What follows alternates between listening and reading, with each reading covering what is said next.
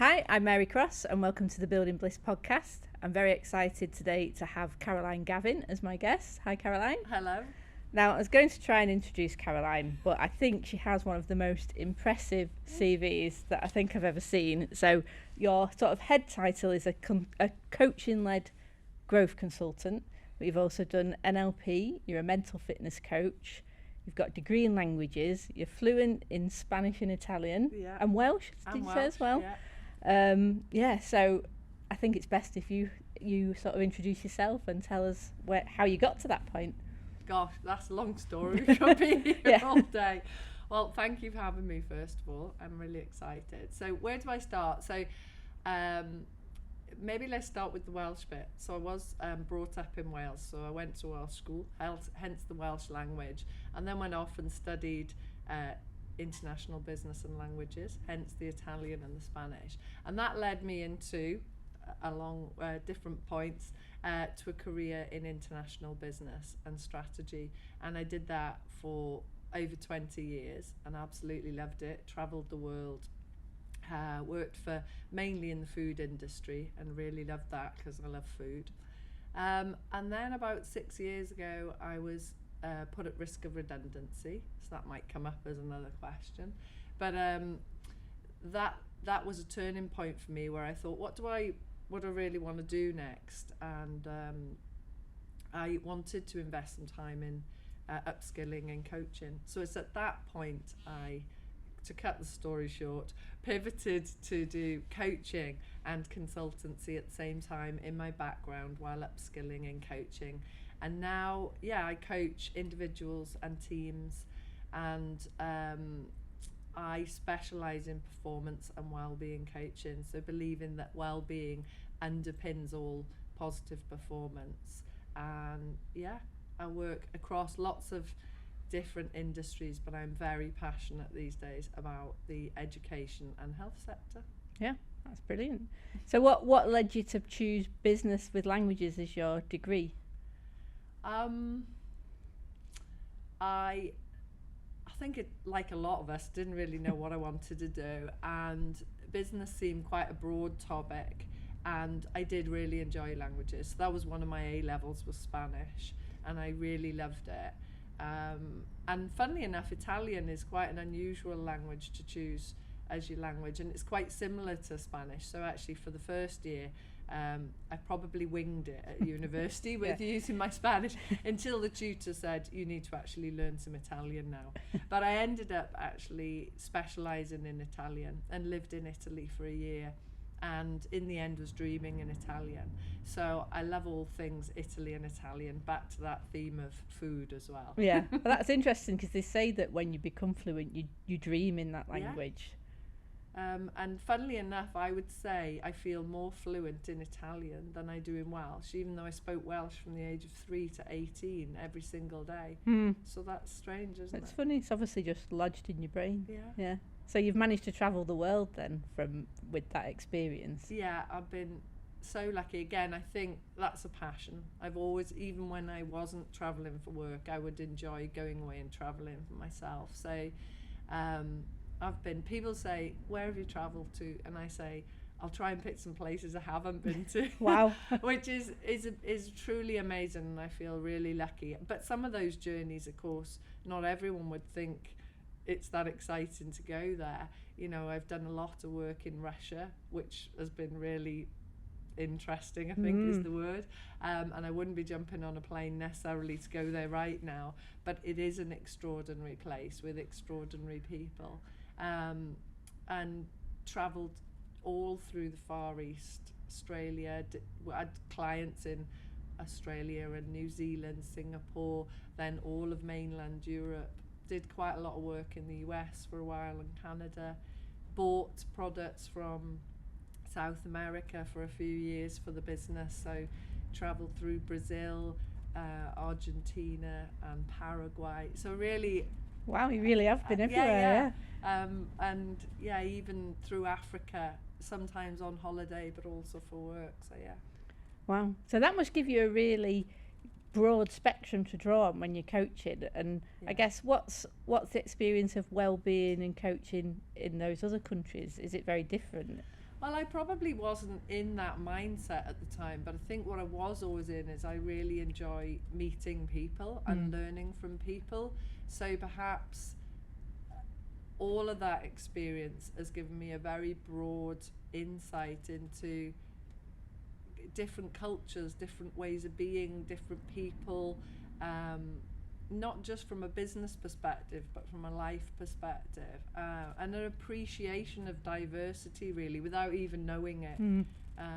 I'm really interested in people, and people will always say, you'll speak to anyone you will. I remember a friend of mine going, you're going to get in trouble one day, all the people you talk to. And my answer to that was, actually, I think it's helped me be a reasonably sound judge, because, and I don't mean that in a judgmental way, but to be able to measure situations a bit better, because I've been in so many situations. I'd hope I have an intuition for what's not such a good place to be and what's maybe a better place to be. So yeah, love people. Yeah. Well, that really must help when you're coaching, because if you can understand all those different aspects to someone's personality, you can tailor it to meet them. It's not a one size fits all, because you draw in on all that different diversity that you've come across. Yeah, I think being a coach, being genuinely interested in the other person is key. And that was one of the skills I recognised, bizarrely, that I hadn't developed as well as I could, and that was the skill of listening.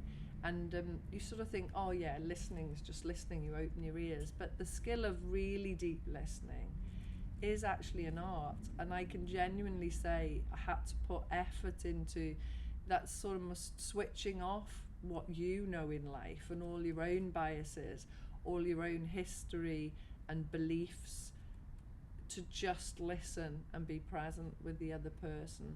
And that takes energy, and it is a skill, which I'm really grateful I've developed. And of course, it's not like once you've got it, it's just easy. You do have to put energy into it. I think it's as simple as, you can even think about, so all the things I've done have helped me as a parent as well. And actually, one of the reasons I was so passionate about learning the art of coaching and the skill set that brought with it was, I have 3 children, and my middle son, I would say, keeps me on my toes, is a polite way of putting it. And I really got to the point, I thought, I don't think I've got enough tools in my toolbox to be the best parent I can be for my son. And actually, coaching has helped me with ways of, I guess, listening, but also questioning in maybe a more empowering way for him, rather than disempowering him, to help him feel a lot more heard, but also for me to really hear what he's saying and what he needs. So that was one of the reasons, I guess, that coaching's been so important to me as well. Yeah, I think listening is a dying art, because with all of social media, everyone just wants to get their opinion across, and they don't care what the other person's saying. They just want to talk and not listen, and that's where most problems seem to be in society at the moment. And I build on that our attention span is very short. So not only we maybe not listening, we just switch off and we move on to the next thing really quickly, and we're missing a gift, aren't we? Coming back to that piece about people and life around us, what are we really noticing about the world around us? What are we missing? And I think it's one of the things that drives unhappiness, really, because we're not engaged. We're not truly engaged with people or life around us. Yeah, definitely. Because the kids laugh at me because I talk to anybody, and when they were younger, they'd be like, "Did you know that person?" I was like, "No, they were just on the bus or they were on the park bench." But I said, you never know what you could learn from that person or what could come of it. There might be some massive opportunity. It's not why you do it, but as you say, you're genuinely interested in just finding out how that person is and what their day is, and you might be the only person they speak to that day, and you've made a real difference in their life. So it's definitely a skill I think we need to foster in our young people, especially, and that attention span. I know my teenagers, it's just TikTok, 7 seconds, 7 seconds. It's scary, isn't it? When you sit next to them and they're looking at the phone, I go, can you stop? That actually looked interesting, but they're past like, it, no. Yeah, and I'm sure, like me, my middle son, he also goes, Mum, you're so embarrassing. You'll just talk to anyone. You don't even know that person. Yeah. Or we can be in the embarrassing mums club then, Yeah, can't we? yeah, we can. So we'll dive into the questions then. So the Building Bliss podcast is founded on the 5 pillars of bliss, which are bravery, laughter, inspiration, spark and success. So starting with bravery, I'm very interested to hear this with the life you've had, but can you actually pinpoint one moment in your life that you think is your bravest? I did have to think about this. I think there's different types of bravery, isn't there? And I wouldn't look back and say I'm a particularly brave person. As in, that's not, I can think of lots of other people who I would think, wow, that was an extraordinarily brave thing to do or to go through. And I look back and I feel like I've had a very fortunate life. So actually, I don't feel like I've been up against a great deal of adversity, maybe, and that's what I associate maybe with bravery. But that's just, I've always had quite a positive mindset. So when things happen to me, I think I've naturally reframed them quite quickly to go, what could be, what could be the gift in this, as opposed to it being a disaster. But I guess the one thing that did come to mind when I thought about the question was being made redundant, especially as I said earlier, I'd been in my industry doing what I do well and enjoying it for, I think, 24 years at that point. And although actually I knew it was the right time actually to be made redundant and to do something different, because my time at the business, I wasn't able to do what I wanted to do anymore in terms of adding value. It was a difficult time for the industry. It was a good time to move on. It's still that moment when someone says you're at risk of redundancy, and actually if you know the business well enough, you know what they're really saying is it's not a risk, you are actually going to be leaving, it can be really difficult, I think, because certainly looking back, I probably put a great deal of my identity was wrapped up in my work. I think now I recognize probably I'm more than my work, and you know that you have so many different identities, and actually if you stripped it all away, I'm still me, is probably what I know now. But back then, which was only 6 years ago, that felt like I was going to need to be quite brave. And I think what I did next was probably what I think was brave, which is rather than just go straight in and join another business doing the same as I did, because I had such a specialism, I knew I could have done that. I chose to do something completely different, and people still ask, how on earth did you jump from that to that? And you have quite strong influences like parents' voices. My mum would go, I can't believe you've left like this amazing career that you've had. What on earth are you doing? I don't even understand what you do as a job now. So it's quite brave to choose to do something different and not know how it's going to pan out. But all the while I thought, well, ultimately I could go back to what I was doing if I wanted to. But how many times in life do we get this chance to get off? I always call it the sort of the hamster wheel, where you're going round and because you don't get off, you can't know what it's like to be off the wheel. I've got this chance to be off the wheel. Let's explore it. Yeah, I love that. A lot of that resonates with me actually, particularly that identity of being wrapped up in your job, because. And I don't know if it is a thing when you're younger, like I qualified as a barrister, and to me that was the be all and end all. I was a barrister, it was what it was everything. And then slowly but surely you start to realise it's not everything.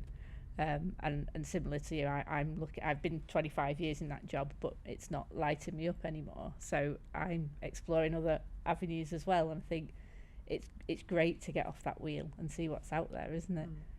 And so. Do you think you've become braver? But it sounds like you've been pretty brave because you've been to all those places and you've branched out perhaps where a lot of people might not have had the courage to do that.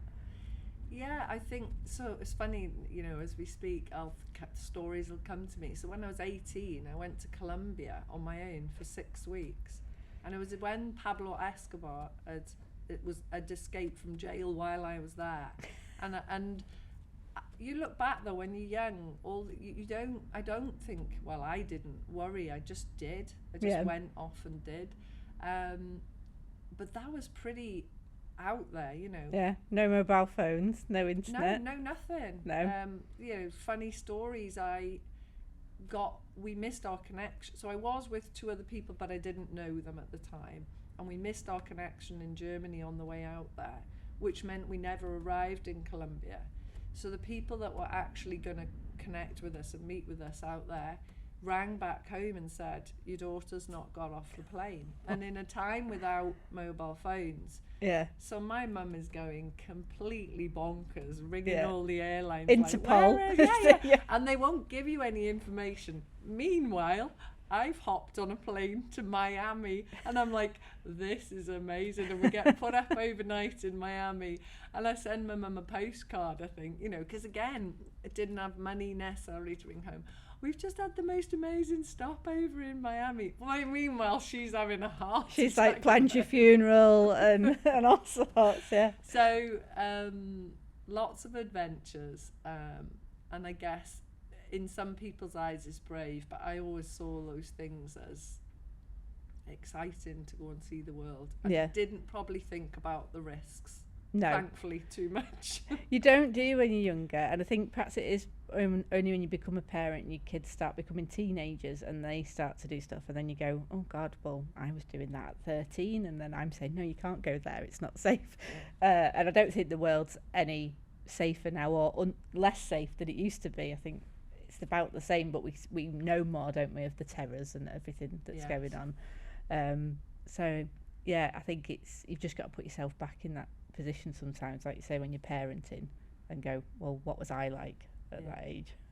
And your question was, am I any more brave? Or I think as you grow, as I've grown older, is you worry less about things. So maybe or I've learned that you just go and try things. So actually I don't feel like I need to be as brave, because the world isn't going to end if something doesn't work out.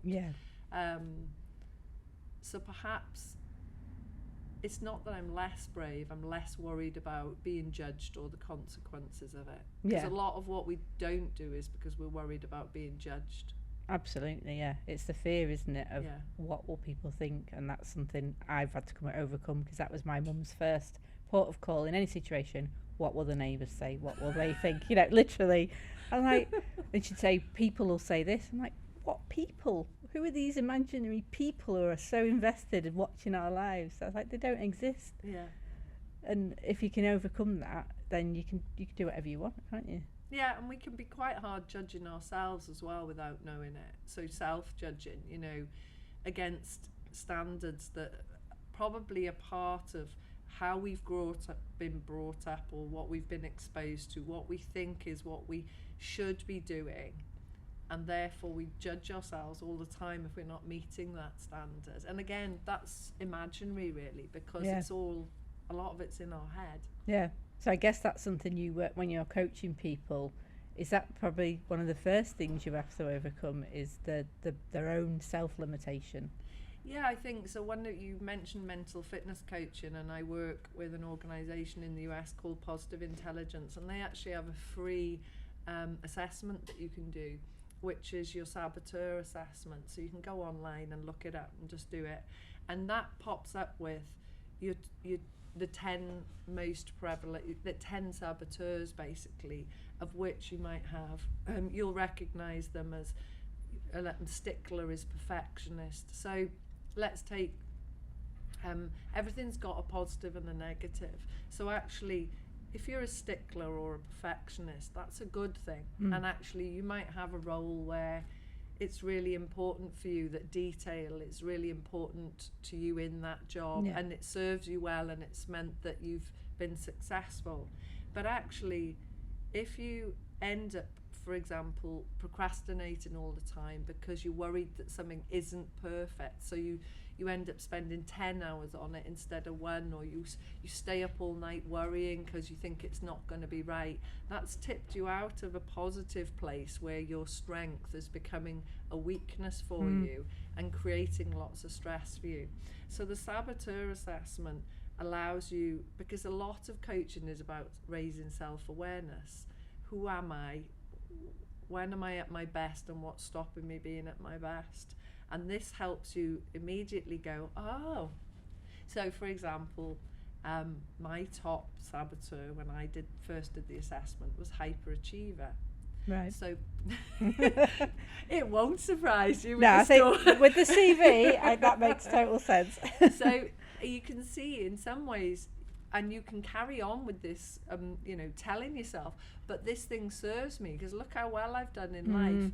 But actually, it's recognizing when you're doing it, I guess, with the most, we call it a sage mindset. So it's a calm, positive mindset from a deep place of that's what you really want to do and what serves you, rather than you doing it out of fear, worrying what you might think of yourself, others might think, or it's something you should or ought to be doing to meet standards and to be accepted, because a lot of what we do is about acceptance. We want to feel accepted. We want, and we get driven by fear rather than positive emotions, and that's not a good place to be. No. So just by seeing that, and the first time I saw hyperachiever as one of my highest saboteurs, it literally stopped me in my tracks. And I'm not kidding, the next, from that moment onwards, I had the new awareness that actually whenever I went to add something into my calendar or to commit to something, I was like,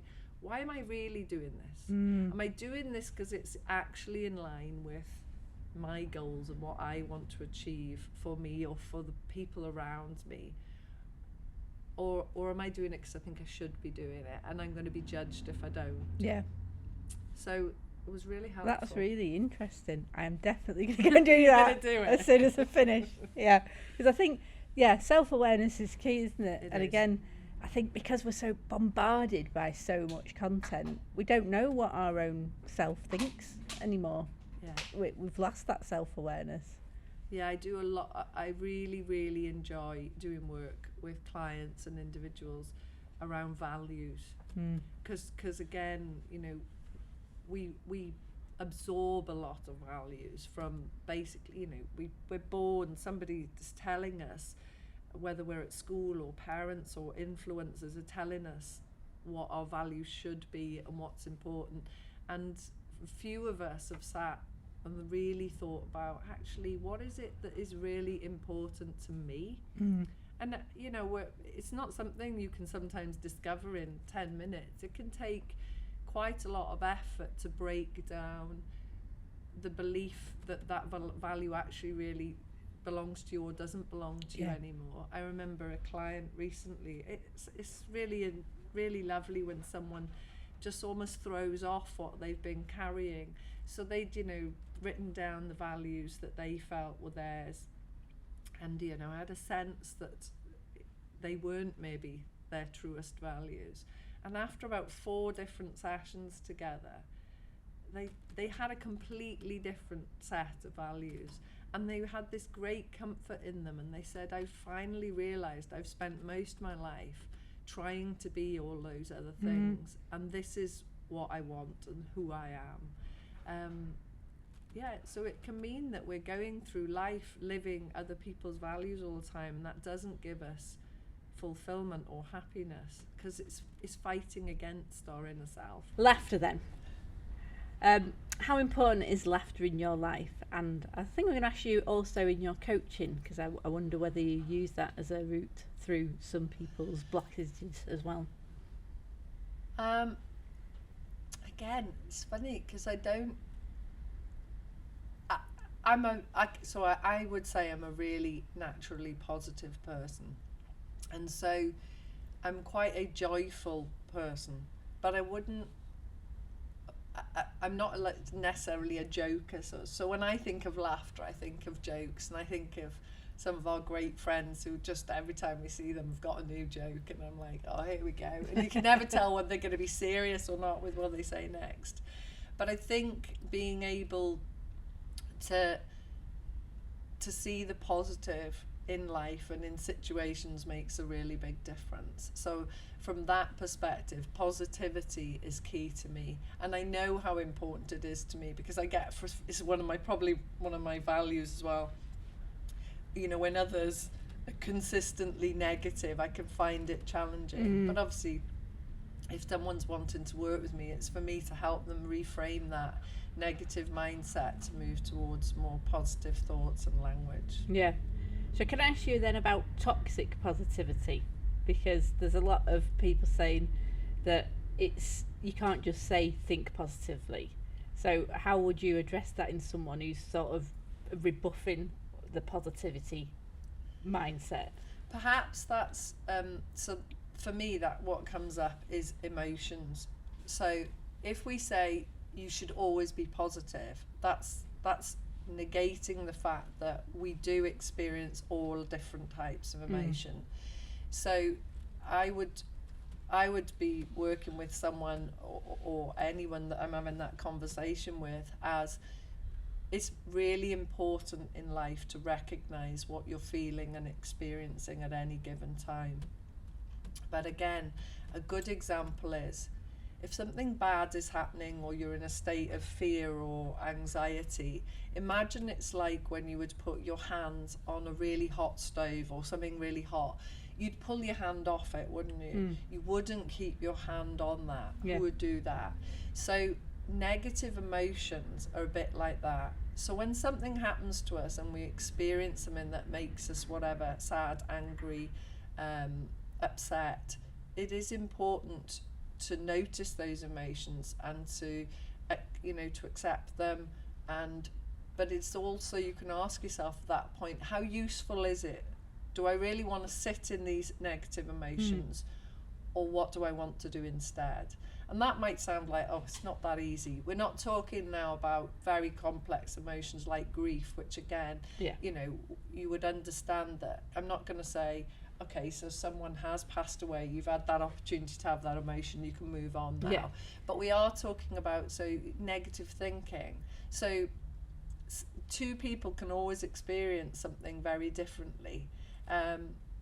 Maybe let's think of crashing a car. Nobody gets hurt, but you crash your car. You can think, that's not a great thing, it's going to cost me lots of money, and my car's all mashed up. If you looked at mine outside, my husband was listening, my car's got a big hole inside of it. But what is the point in me spending days and weeks going on and on about that story, worrying about, I didn't get hurt, no one else got hurt, it is going to cost money to fix it. But there's no value in sitting in that negative emotion. So I guess toxic positivity was your question.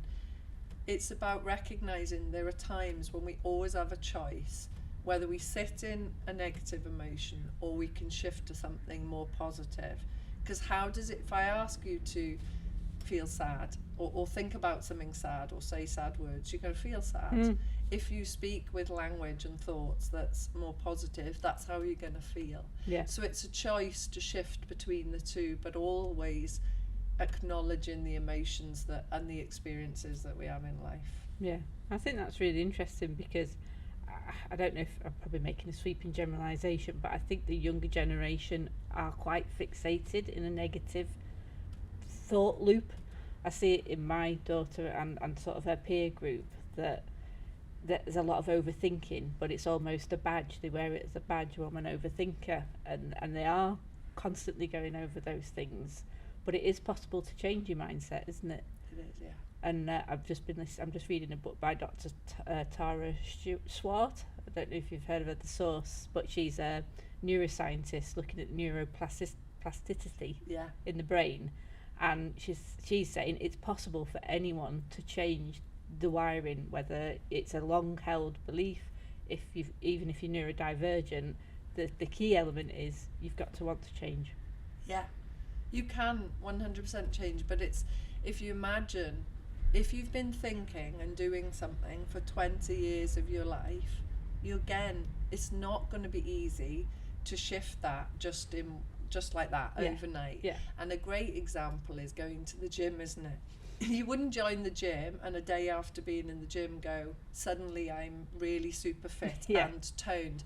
Well, your brain is exactly the same. You need to exercise it into the direction that you want it to go. And if you stop exercising, it will go back to the roots that have been very ingrained. So you can imagine it's almost like a Y shape. So a message comes along. If it's always been going on, let's call it the negative path. That's the most ingrained path, and that's how your brain wires itself.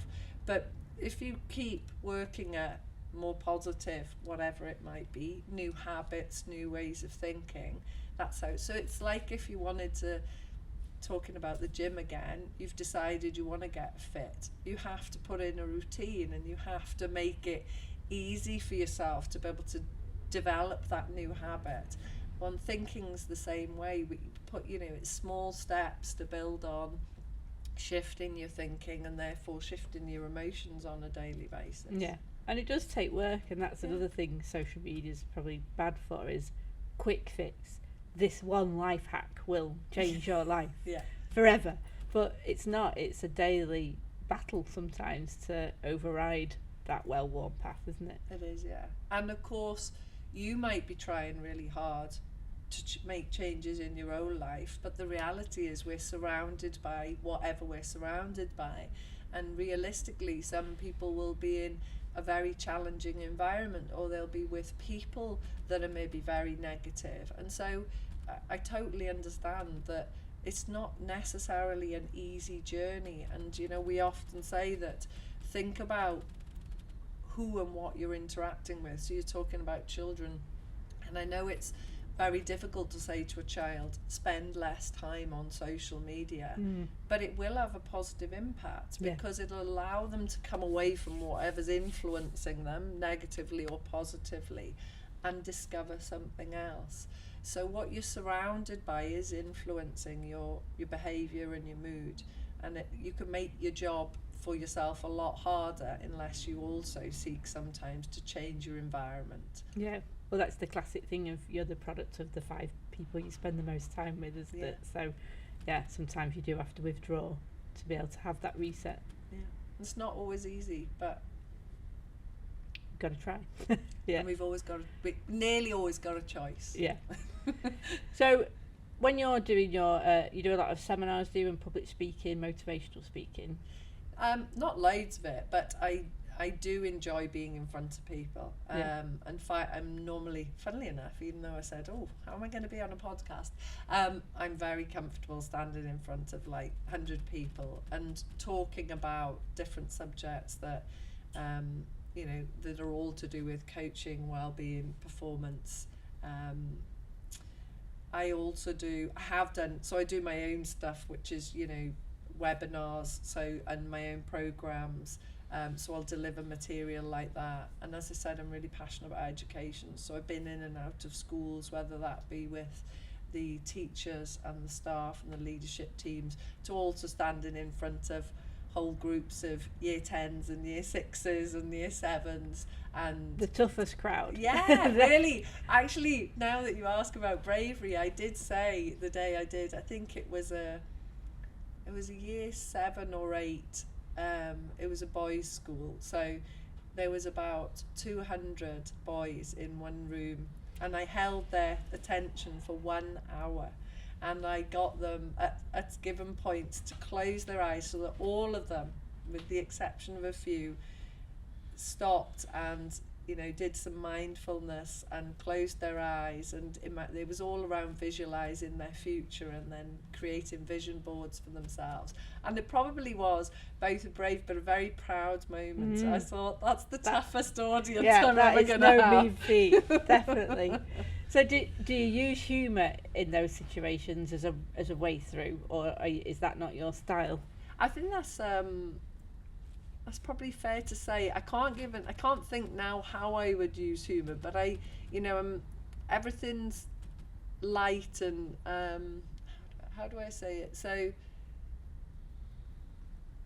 to pull that audience together, what was really important was to make sure the audience felt part of it. Yeah. And so whenever I do any work that's more than one person as well, I'm very interactive with the audience, and I want them to share. That's not always comfortable for everyone to share, but it does mean that it's not just my voice, is it? And people are hearing real stories or real other perspectives, like we were talking about, listening to others. And so I bring everyone in the room to share their story, their experiences. Maybe they've had a question to look at, what's come up for you. So that's, I guess, how I hold that room. Yeah. Now, we did say before we started, you said you might not have a joke, so shall I put you on the spot, or shall we just gloss over the joke genuinely question? can't. Apart from the classics of why did the chicken cross the road, that's how bad my jokes are. Well, really. that's generally has been the standard of all the other podcasts. They've all been what I call dad jokes, so they've all been quite daft. So yeah, we won't put you on the spot and make you come up with I one. appreciate that. Moving on to inspiration then. Who or what have been your biggest sources of inspiration in life? Oh, it's a big question, this one, isn't it? And I have to say, it's probably my family. So, my mum, who I'm sure, like a lot of people, you can have challenging relationships with your parents because they're big influences, and when you're trying to be independent and they have a strong view, that can be challenging. But my mum, and she'll say she never had a career, but actually from when we were young she set up a business in property and worked. They had nothing when we were growing up and worked slowly to build that up, and has built a great business, but she can't see it because she's not been in, with the way in a more classic job you've got like an annual appraisal or something, and someone tells you, well done, you've done a good job, and if you're lucky you might get a bonus or a pay rise. I think that's one of the hardest things when you run your own business. There isn't always someone to say you're doing a great job or you're not doing a great job, which is actually why having connections, being part of networking groups is really, really good, because you can bounce off other people. But she's been an inspiration because she has always been very driven, and I guess whatever, again, the people that you're surrounded by shape what you think is possible. So I guess it's not that surprising that it didn't seem beyond the possibility for me to set my own business up as well. But the other person also in the family is my daughter, because I think young people, I think it can be a challenging world for young people, but in her case, she developed, when she was very young, developmental hip dysplasia. So she had to have a really big operation when she was young, and she too young to even know that. But latterly she's had to have a few more operations, and she's old enough now to know that's coming. And as it ramped up to that, she got to a level of quite a lot of pain, and she never really complains about anything. And she went in, had the big operation, came out, and just kept moving forward. And she actually won a prize at school for that, that determination that she's got. And I guess she inspires me because I want to be a good role model for her and for my children. So they're really an inspiration for me. Yeah, and it sounds like your positivity probably has inspired her to have that mindset when she's had to deal with that challenge. I do. I definitely think that the fact that, in a given situation, my language won't be, this is a disaster that you've got to go into hospital and have an operation. Again, I will always recognise, I understand you might be feeling a little bit apprehensive or fearful, and I won't negate the emotions that, the second time going in to hospital, of course, she knew exactly what was going to happen. But at the same time, trying to maintain what are going to be the positives once you've got through this. How is it going to help you now to return to sport more normally and not be in pain? Helps them and her have a positive attitude towards what's happening. And I do think it rubs off, because sometimes the kids, you taste your own medicine, they'll go, I can't believe you just said that, Mum. that's not a very positive attitude, is it? So you can't even have a negative mindset in your own house, because they're feeding it back to you. Yeah, I get that. That's not very Buddhist. That's what I get if I get angry at something, because that's part of my comedy, is that I'm the angriest Buddhist in the world. So yeah, I just hear that in the back of the car when I've called someone an expletive, and I go, that's not very Buddhist. Yes. So, but did they ever go, oh, can you just stop coaching me from it? Like, did they ever rail against you being in coaching mode with them, or is it more seamless than that? They probably don't. I probably aren't. I'm not in coaching mode, because it is really hard to coach your family. Yeah. Or maybe it's so subtle they don't know I'm doing it. Yeah, they wouldn't maybe. I say they wouldn't know, but my son, the middle one, we were travelling to school one day, and I think he'd missed the bus or something, and I said, yeah, I'll take you, because he said, how am I going to get to school now? And halfway to school he says, do you know what, Mum? I really do notice a difference in you. A few years ago, before you did coaching, I think you would have been really angry with me the whole way to school, and you're not. You've definitely changed since you've done coaching. So there are moments where someone around you recognises the difference it's made in you.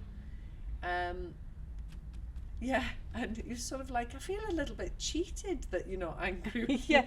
Can you shout at me a bit for this, please? It doesn't seem right that you're so calm. Yeah. So I think it has had an impact for me, and it does have an impact for those around me, and they are noticing it, because that's when they feed back to you the differences they see. They've obviously taken it on board. Yeah. Well, that's a perfect segue then to ask you how you'd like to inspire other people. I think so. All the things that we've talked about today, so doing things that are brave, so going out of your comfort zone and trying something new and different that you think you want to do, or people that you want to be with, or places you want to go, by being that role model and doing it, setting up your own business. The small things like, even today is something new for me. I've never done a podcast. The first time I ever did my own, videos and posted them live onto Facebook, or did my first webinar. I did a webinar some years ago for the Institute of Leadership and Management. Well, I'd never done that, and I knew that on this call was going to be hundreds of people who were leaders and managers. Now, I was one, but I'm now talking not about the subject that I had 24 years in, something else. I'm being completely open to questions at the end. You don't know what the questions are going to be. So, but I do it because by doing it, one, I show myself that I can do it, but also you demonstrate and hopefully inspire others of what's possible.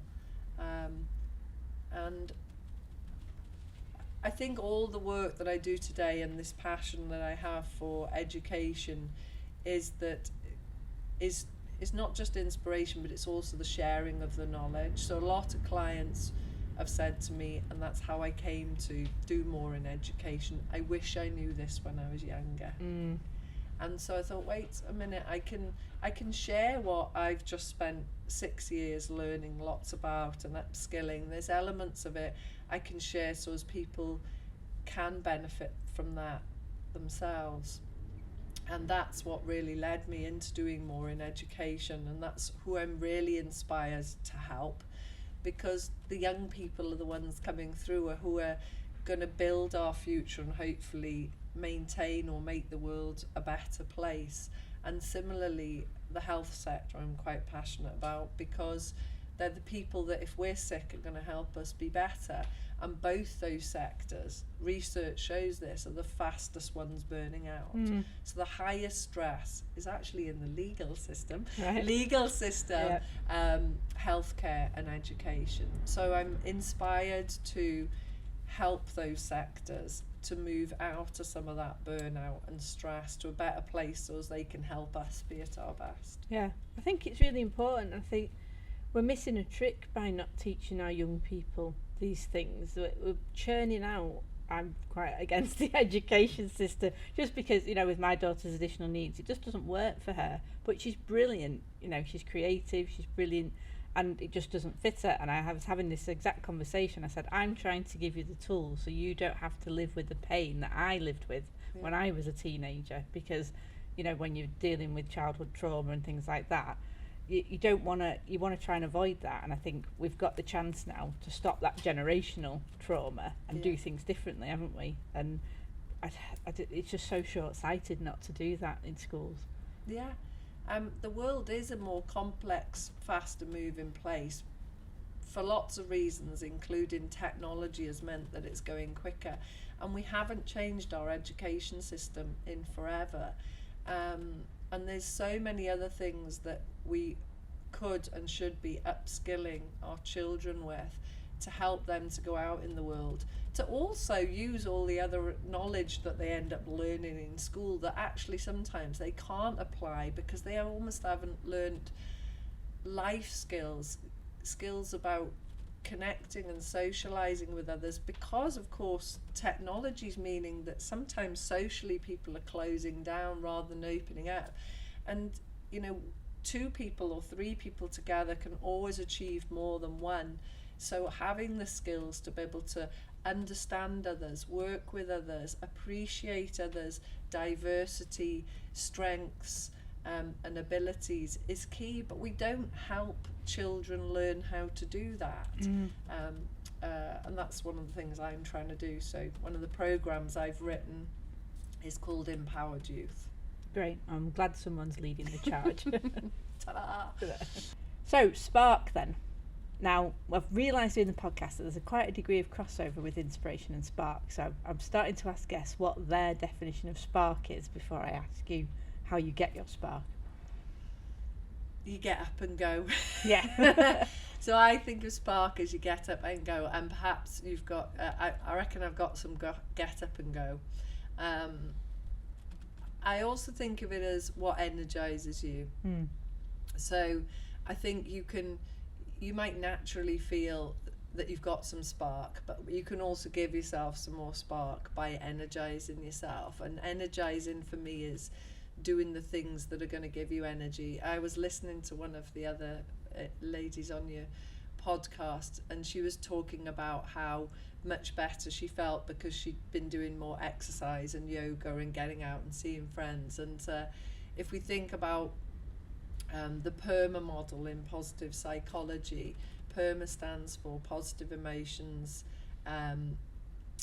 engagement, relationships, meaning and achievement. So actually some of those things are fundamental to almost keep us in a positive state or an energized state to be at our best.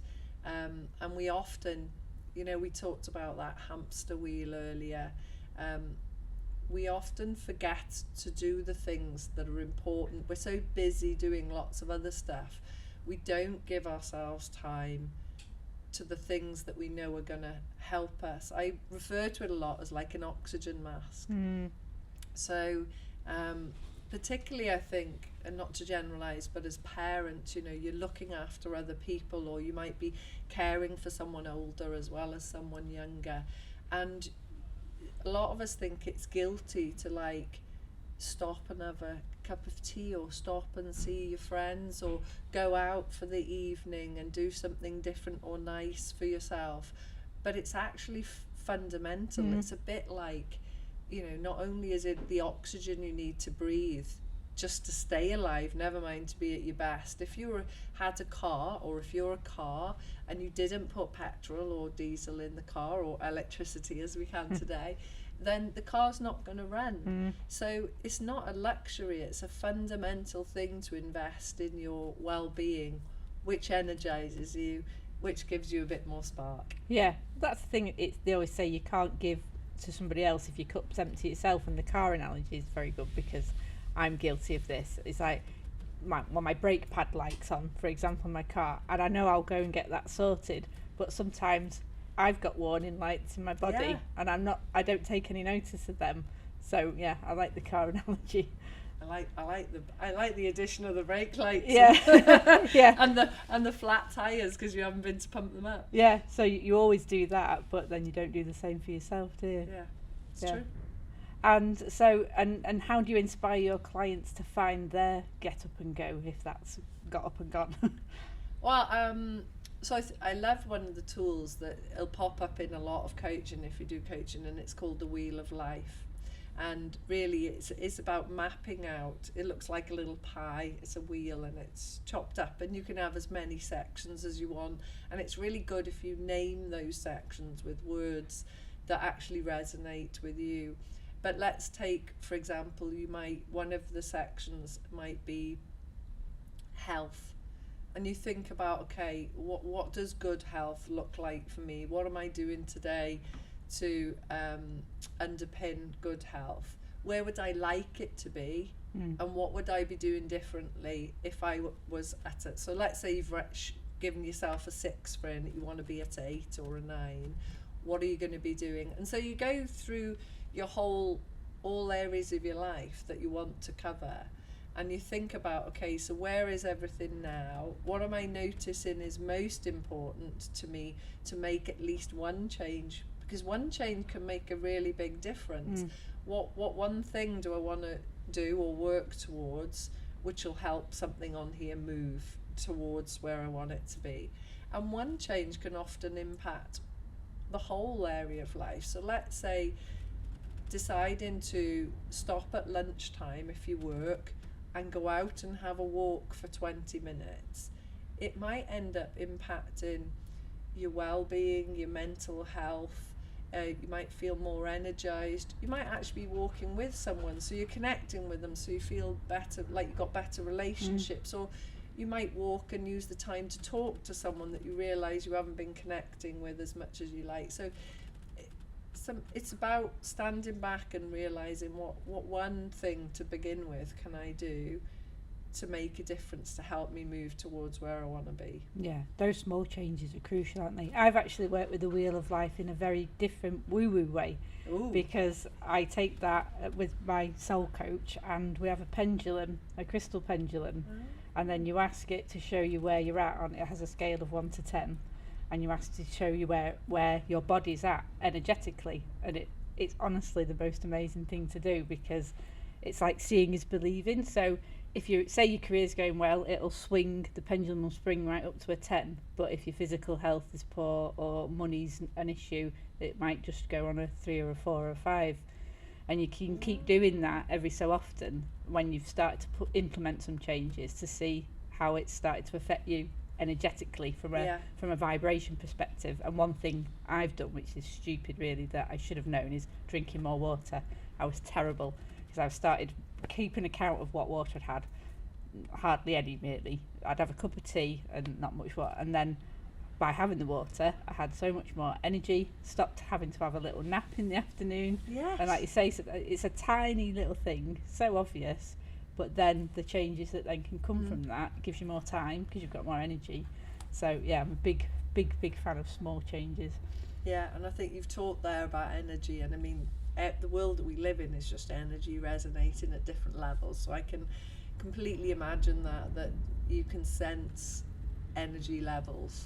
Yeah, because it's all about like your general frequency. I think most people operate around 450 hertz, but if you can get up into the 700s, then that's when everything, you sort of become a magnet to more as well. So going really woo woo now. Well, I'm a bit of a tree hugger. I do really and I enjoy doing yoga, and there's a couple of times when I've had a really great yoga session and I felt like my feet, this is woo-woo, we're getting woo-woo now, but I felt like my feet have gone almost through the floor, and I think we were doing like a tree pose, and I genuinely went into this state where I felt like I was a tree, but that was almost like this connection to the energy all around me. So that's very woo-woo, but we are just all energy resonating at different frequencies. Yeah, well definitely. I think that's you connecting to your earth chakra, which does go almost to the core of the earth. So it's great when you have an experience like that though, isn't it?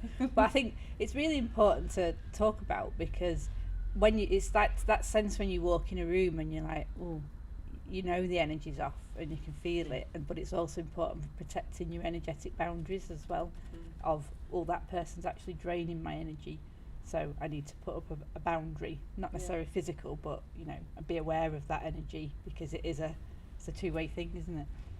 Yeah. So moving on to success then, what's your definition of success? But yeah, what's your definition of success, and has that changed over the years? I definitely think it's changed.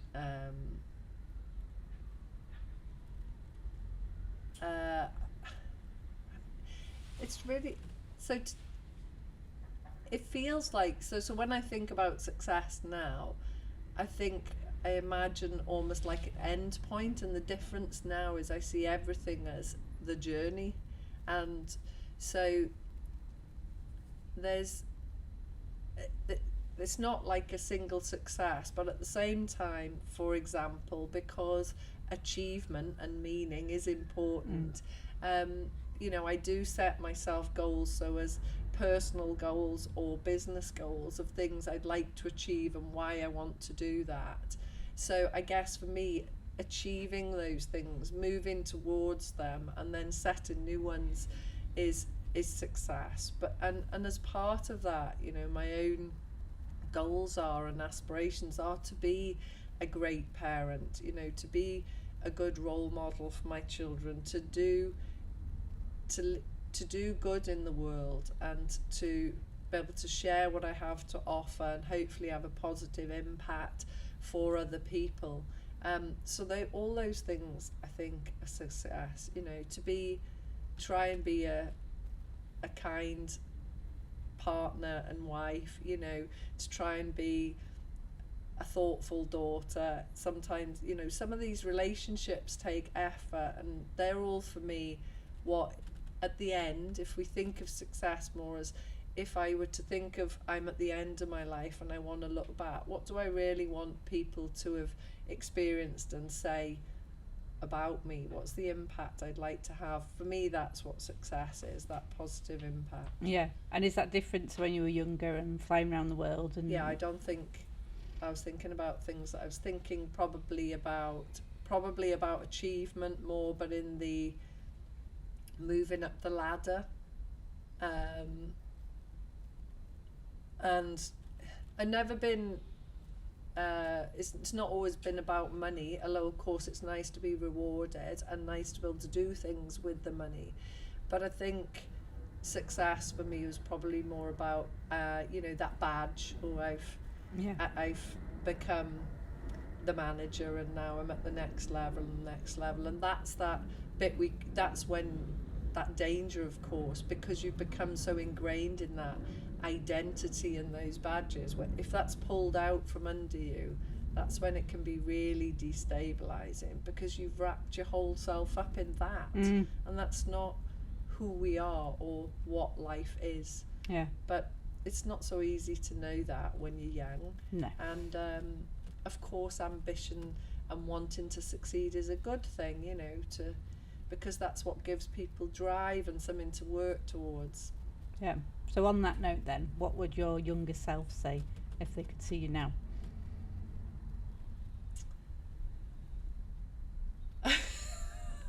I thought you'd look older by now. I think they'd look and they'd say, I'm quite proud that you've been able to not just be one thing for you, and to be able to see, to perhaps to continue to broaden your view on the world, to not just be, you know, that broad perspective. I always used to love life and people, and it's like it's more whole now. That's very difficult to explain that. I think they'd be my younger self might say, I'm proud that you've become more selfless. Yeah. You know, that you think of others more and others' emotions more, and you have the tools to help you to do that. Yeah. Well, I think it is, you're not self-centered as a young person, but the world is just in your narrow focus, isn't it, of what you've experienced at that point, and then it's only as you experience life that broadens out. Yeah, it's a hard question, isn't it? Yeah. Because normally they ask you, what would you say to your younger self?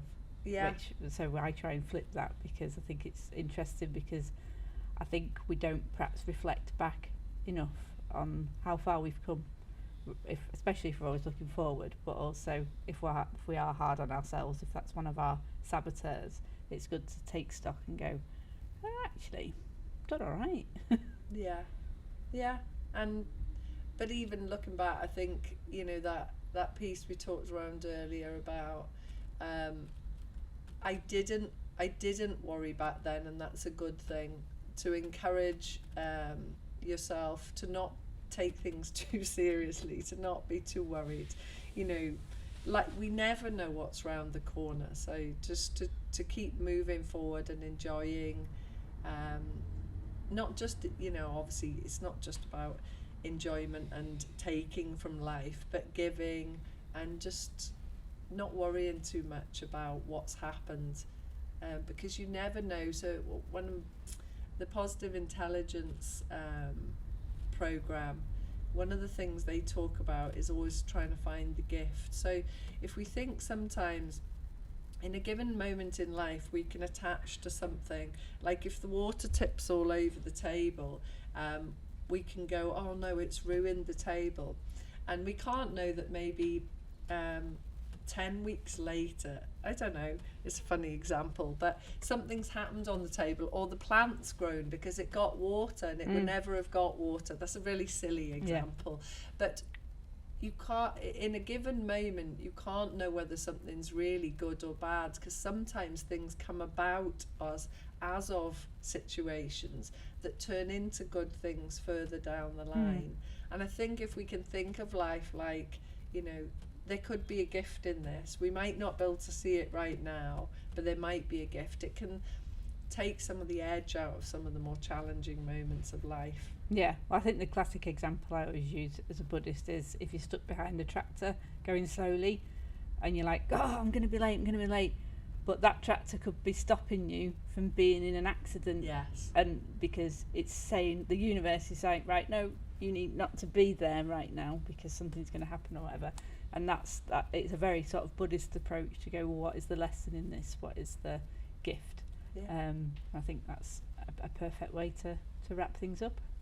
So thank you very much for being a guest. Oh, Where can everyone find you if they want to find out more?